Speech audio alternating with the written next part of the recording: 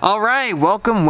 If you're new to the channel, my name is Elliott and you're watching Rickety Ski Reviews. Today, we're going to be talking about something a little bit different. I talked about my 10 least favorite skis throughout history, kind of the biggest flops over the years. And today, instead, on the opposite, today I'm going to be talking about my 10 favorite skis that I've skied on throughout my life. These are the 10 skis that stuck out to me as the best performers. Now, this is a hard list because honestly, we are in such a golden era of skis that a lot of current day skis would outperform some of my favorite skis throughout history. It's not a perfect list. There are just way better skis now than there were back then. So I'm gonna try to make it fair and balanced because I wanna kind of roll back the clock and give you just my favorite skis from their era. Let's jump right into it. My 12 favorite skis that I've ever skied on, and it's actually 11 skis and 1 snowboard, but you know, work with me, okay? We're gonna just go through this. Coming in at number 12 is the 2007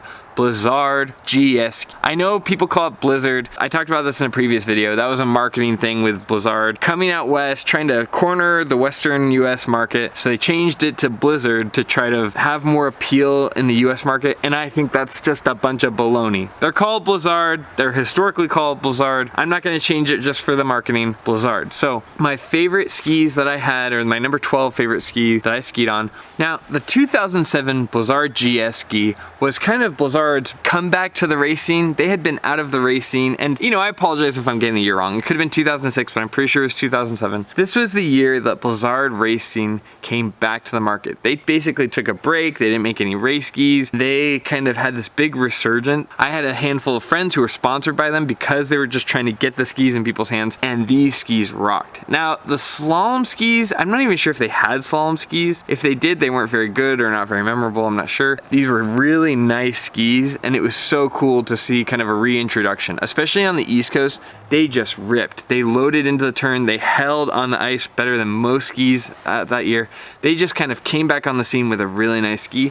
So that's why number 12. It wasn't perfect. It wasn't even maybe the best ski that year, but it was like the second best ski that almost nobody skied on, and they really did a good job coming back to the market. But before they did that, they made a nice ski. They didn't just try to come in on name alone. They really built something that I thought was a beautiful ski. All right, for number 11, we have the 2013 Rosal B3 Bandit Grand Teton. I own these in a 193.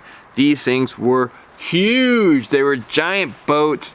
They were really big skis. However, they floated obviously really well because they're just based on their size. They also carved well. Like if you could really kind of get on the front of your boot and kind of keep your weight over the front of the skis, they actually made like a nice carve. You had to kind of finesse it, and it wasn't as sharp as, you know, some of these race skis that I have on this list. But I feel like back then, a lot of the powder skis were really heavy and bulky, or they were kind of twin tip centric. This was the first time I'd ever really seen a floating powder ski that could also carve if you put some finesse and work into it. Now, the downside was they were just giant. They kind of hurt your hips if you skied on them for too long, at least the size I had. But they were kind of doing something new and exciting, and they were one of the first skis I'd seen that had powder and could also carve at a decent level. Obviously, modern skis blow the ski out of the water, but for its time, I thought this was a cool ski. Coming in at number 10, we have the 2011 Norda Doberman GSR World Cup, which is basically like the cheater ski for the GS ski, but these were nice skis. And I know that you guys think I hate Nordica. I don't hate all Nordica skis. I don't even hate Nordica. I used to really love the race skis. I just don't like the Enforcer. But the Norda Doberman, that was a nice ski. Especially in 2011, it kind of had that blue, green, purple top sheet.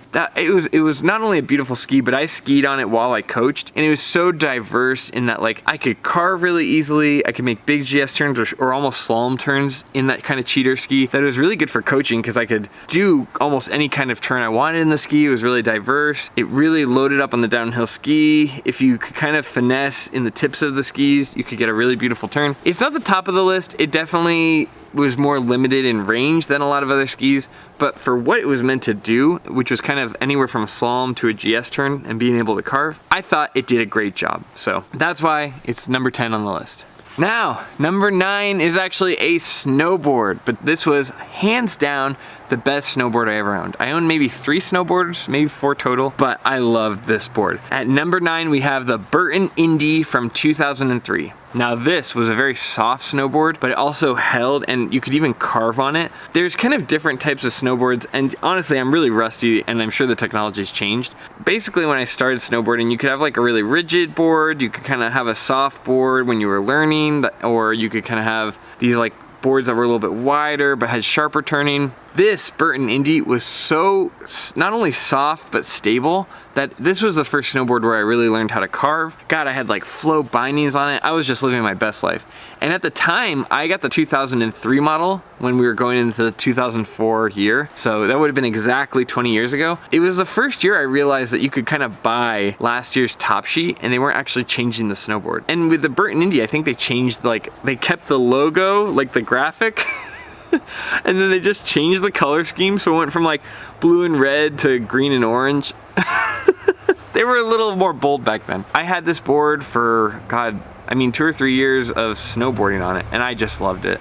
Carried speed really well. It also was the first board that had enough mixture of softness in the turn initiation, but also rigidity once you got it loaded up. You combine that with those flow bindings where I didn't have to wait around and be ratcheting these old buckles. I really like this snowboard. So I know it's not a ski, but you know, I spent 3 years snowboarding and I wanted to talk about what I really liked when I was there. So number 9 goes to the Burton Indie from 2003. All right, now that we've got our one snowboard out of the way, let's talk about number 8. Number 8, we have the 2013 Blizard slalom ski. This was a nice ski. It was so good, in fact, that at the time, I'd been skiing on Rosal for about 4 or 5 years, and I loved Rosal skis. I had slalom, GS skis, I had look pivot bindings back when they were like a race binding, and I completely had to buy new bindings, which I was so broke at the time that this hurt to do. I even went from look to marker bindings. This was how nice the ski was, but I went to the 2013 Blizard slalom ski because it just ripped. It was so responsive. It held the perfect amount of pressure. It was the best slalom ski I've ever owned or ever skied on. I hated the marker bindings. They were so touchy, and at the time anyway, the marker race bindings really weren't very good. Back then when you raced, you had to like kind of have designated bindings for the ski. And so it was really hard like changing. You would almost stay in a brand just to avoid doing that. Since then it's gotten a lot better, but I moved over specifically in slalom. I kept my Rosal GS skis and I moved over to this Blizard ski, and it was really nice. I lost them during my move, and honestly it's like the one race ski that I wish I had kept because I liked it so much. Would I go out and buy it? No. All mountain skis are so good now, there's no point. But this was a nice ski, and that's why it's on the top of my personal list. All right, number 7 is, I think, one of the most iconic race skis out there. Like if you were gonna put a ski in a museum, this would be it, right? This is the ski that deserves to be just in the Ski Racing Hall of Fame. The ski I'm talking about is the 2006 Volcal Race Tiger. This was the ski that Ted Rickety won his Olympic super combined with the Super G and the slalom, where he was like several seconds behind with the downhill section, and he just came in and crushed above everyone else, which is unheard of with his skiing. And obviously that's his skiing, that's not the skis, but I owned a pair of these skis and they were really good skis. They were really responsive. Volcal had always been making good slalom skis and honestly good GS skis as well. But with the P60 series, they broke, they had kind of a bad reputation. They weren't like made very well, so they would shatter. Volcal basically took this really good design that no one was skiing on, or not a lot of people were skiing on, and just perfected it with the Race Tiger. And it didn't ski that much different, but it was better built, and it just was maybe a little bit more responsive than the P60. And I gotta tell you, the Volcal Race Tigers, I think, were the best skis that you could buy in the year 2006. If you had to go out and buy the best slalom ski, hands down, it's the Race Tiger. So specifically the slalom ski, the GS skis were okay. They were a little rigid. They didn't outperform some of the other brands. But specifically the slalom ski, what's funny is when we're talking about top sheets, I owned these in 2007, so I owned like the previous year. I was working at a ski shop as a teenager, and they had a pair of like last year's skis that they were able to sell for half off or whatever, kind of like you find now. But the only difference between the 2006 and 2007 Volcal Race Tiger, there was a graphic with a tiger and it had 3 claw marks around the outside.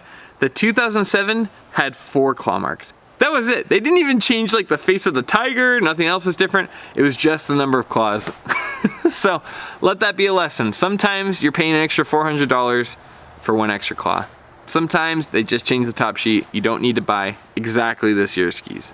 All right, coming in at number 6, and this is gonna kind of round off some of the race skis, I think. These are, in my opinion, the best race skis I ever owned. The 2008 Rosal Radical Slalom and GS skis. And the reason these are on the top of the list is this is the only set where both the slalom and the GS skis were just miles above everything else in the field, in my opinion. I worked, and at the time I was a camper at the summer camps in Mount Hood, but later on I went on to coach. So that's how I've tested so many race skis. I went every summer and I tried as many skis as I could carry. One day I even carried 3 pairs of skis up the lift. It was a lot, but man, I got a lot of experience in finding the nuance of different types of skis, and these skis were hands down the best skis. I would try them and something else. For a while, I was just bringing 2 pairs of skis because I wanted to try the Rosignol and then try the heads for that year. Or I wanted to try the Rosignol and want to try the Elons for the year. The Rosignol was just so dominant and so good. They were really good at initiating turns in the tips, but they also were so stable through the middle of the turn. This ski had some of the best turn initiation, and it had almost like the perfect amount of boot pressure to flex ratio and responsiveness. I think this is the best pair of race skis I've owned in general. Later on, the Blizards were kind of better, I thought, but they had like 5 years to catch up.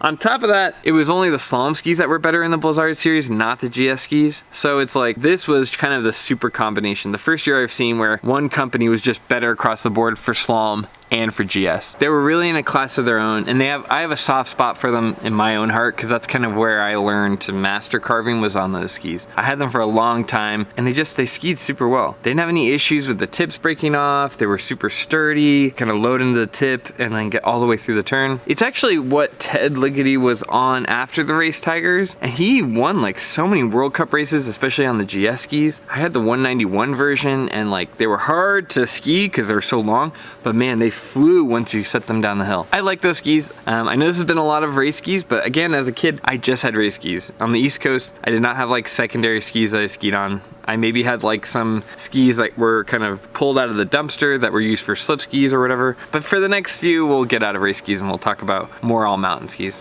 Now we're in the top 5. Almost any modern ski, or at least kind of the better performing modern skis today for the all mountain ski, could fit in this category. There are so many good skis out there now. The Fisher Ranger, the K2 Mindbender, the Vocal Mantra. All of these skis I loved and I think could be top contenders. But I'm just gonna go through the skis that I've not only owned, but also just had experience with, and gonna try to give each era of skiing its showcase for skis that had really good designs during its time. If you don't see the K2 Mindbender, it's not because I think you know, a ski from 2006 is better than it, but I just want to showcase what a good ski the Race Tiger was for its time versus what we're talking about now. So for number 5, we have the 2018 Stokely Stormrider 88. I thought this ski was phenomenal. I tested on the East Coast, and I've talked about it in some recent videos. I do think it's more of an East Coast ski because it does well in the trees on the East Coast, but when you get into some of the lighter powder in Utah, Idaho, even Eastern Oregon, it doesn't really hold up as well. It's not as heavy weight, but it kind of sinks down to the bottom of that snow. It wants to kind of sink through and cut. So I think if you're on the Pacific Northwest, East Coast, or just somewhere with like really firm snow where you're gonna be carving focused, the Stormrider is an amazing ski, and it still gives you some of the diversity of being able to go off trail. Off trail, again, like Glades on the East Coast. I think Stokely's are obviously super focused on their carving ability versus kind of their flotation and things like that. It's a very like,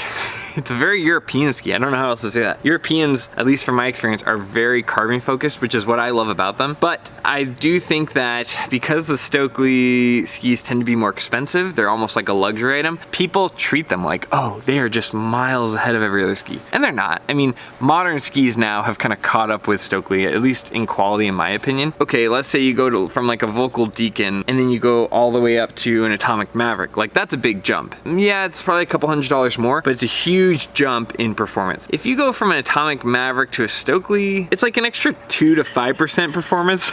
It's not very much, and they're twice the cost. So I do think it's a really nice ski and it deserves to be on the top of the list. And I got the ones I have from the ski swap, so I got them for like a $400 price tag. But that's just my opinion. I think the Stokely Storm Riders are a very good ski. They were my favorite ski of that year, back in 2018. But I think as time has gone on, a lot of other brands have caught up with it, and the amount of extra performance you're getting from a Stokely is marginal. It still might be the best ski, but it's not miles ahead. And for paying an extra $500 for the skis, you're only getting marginal performance. But that's how anything is, right? If you go and get road bikes, the lighter and lighter it gets, the more expensive it gets, and the less amount of weight you're actually getting off. It's kind of standard across all hobby sports.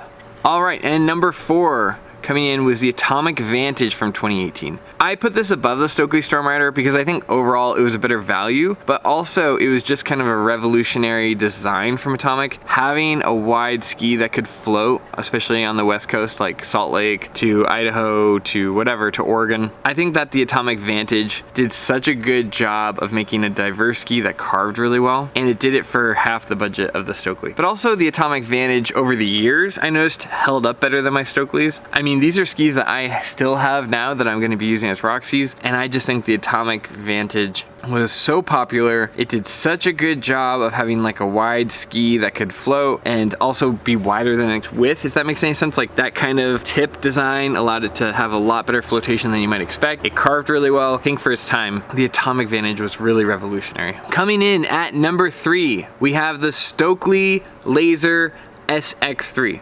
Now at the time, I rated the Storm Rider above the Laser for its versatility on the East Coast, and you could probably still make that argument today, but the Stokely Laser SX that I skied on from, again, 2018 was hands down the best carving experience I've ever had.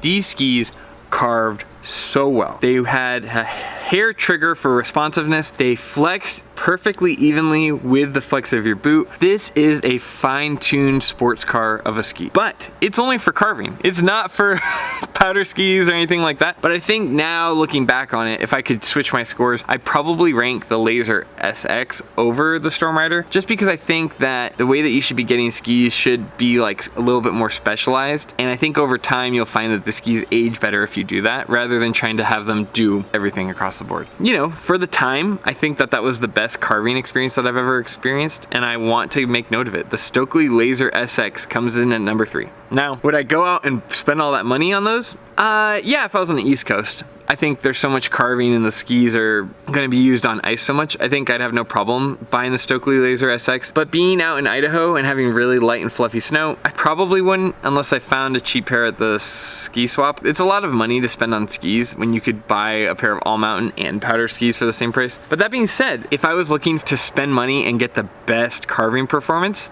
yeah, I probably would buy the Stokely Laser SX. I think it's the best carving ski on the market. I still have a few more to try that I think might beat it. Like Atomic has that one ski, the 8.7 or whatever ski. It's like a Red Star cheater ski. I think that might beat it. But so far, if I'm just being honest, the best carving ski that I've been on, that Stokely Laser SX. I think they're overpriced too, but I gotta admit, it carves really well. It was the best carving ski. We're getting down to it. Number 2 should come as no surprise. These have been my skis of the year for last year. Number 2 was the Salomon QST98. I've talked about this ski ad nauseum probably, but this ski does such a good job. And this is for 2023, which is the same as 2024. But my second favorite ski is the Salomon QST98. I think that it just does such a good job. It has this kind of second bulge that holds you really comfortably in the turn. It's got really good flotation because of that kind of bulge shape. It also has really nimble turns edge to edge. I don't know, I think it's just the most revolutionary design for a ski build that I've seen. And it's also not using any Titanal, but it has kind of a double sidewall to create a really stable turn. It's hard to explain, and I always rag on ski companies for having these gimmicks, you know, the Elan Wave and the Atomic Golf Ball Surface, whatever. But I think that we're gonna see down the line that the Salomon QST design is gonna stick around. I think it is revolutionary. It's very soft-spoken, people don't talk about it much, but that is just an amazing ski. So number 2 goes to the Salomon QST. I think the QST 92s, I would imagine, are also good. I bought a pair of the QST 106 for my powder ski, so I'll let you know how I like those when winter comes. But I gotta give it number 2. It's making a change to the industry that I think is phenomenal, and it's doing it without using any Titan on the ski, which is saving on weight. It doesn't carve as well as the Atomic Maverick or the Stokely Laser for that matter, but it carves really well and it just does so well in the trees and the powder. That's why it's number 2 for me. And lastly, it should be no surprise to anyone, but my number 1 is the Atomic Maverick from 2023 and 2024. I think it's been the same since 2022. I love the Atomic Maverick. I have not skied a width of it that I didn't like. I have the 88 Ti, but I also tested and reviewed the 95 and the 100 Ti. I think just the world of these skis. I think they float better than you'd expect with that Horizon tech. I think they carve extremely well. They feel so good. They kind of load in the tips and then carry out throughout the rest of the turn. And while they're really good at carving, they also do a great job going off trail and having good flotation. They don't ever feel like a burden when you're in the trees. If you go into like really like 3-4 foot snow, that's not what they're made for at 88, but they handle the majority of powder days so well that you can ski seamlessly from the groomers to the powder. And for Idaho and Utah, I don't think there's a better ski that you could be put on. Honestly, if you get a chance to try these, try them. They're kind of the mistreated stepchild of the Atomic line. People typically go for the bent or the backland, but I'm telling you, if you care about carving and you like it, go for the Maverick. It's kind of weird having the Maverick and the Vantage because the Vantage is almost identical to the Maverick, but that almost speaks for the Maverick itself because it's the first ski I've ever seen where they did a rebrand and they actually improved the ski. A lot of times when you see skis like this, you go, oh no, they're gonna ruin the ski I love. In this case, they actually took a ski that was really well designed, gave it an extra maybe 10 to 15% pop into the turn and out of the turn. They made it lighter, they gave it better camber. I really, really love the Atomic Maverick. I have yet to ski on a ski that feels better than this. Atomic Maverick is my number 1 ski of all time. Like I said earlier, I left out some skis because they're kind of in the same era. You could have easily added a K2 Mindbender in there. You could have easily added a Mantra in there. I'm not leaving those out on purpose. I'm just not putting them in because there's a lot of overlap for that current generation of ski. So I think they belong in there, but I didn't want the list to just all be 2023 skis. Because it's like, there were really cool skis in history and I wanted to give them a chance for a spotlight. I talk about these current year skis all the time. It was time to rewind the clock a little bit and talk about some of the greatest skis of history. I know there are also some really cool K2 skis, or I had some Rosignol skis, the ones with the yellow and the blotches, but I was so young when I skied on those that my memory won't really allow me to tell you anything insightful. Yeah, those are my top 10 skis of all time. So if you like this kind of content, please consider liking and subscribing. It helps my channel out a lot, and more than anything, just thank you for watching. I really appreciate it. As always, I'll see you in the next one. See ya.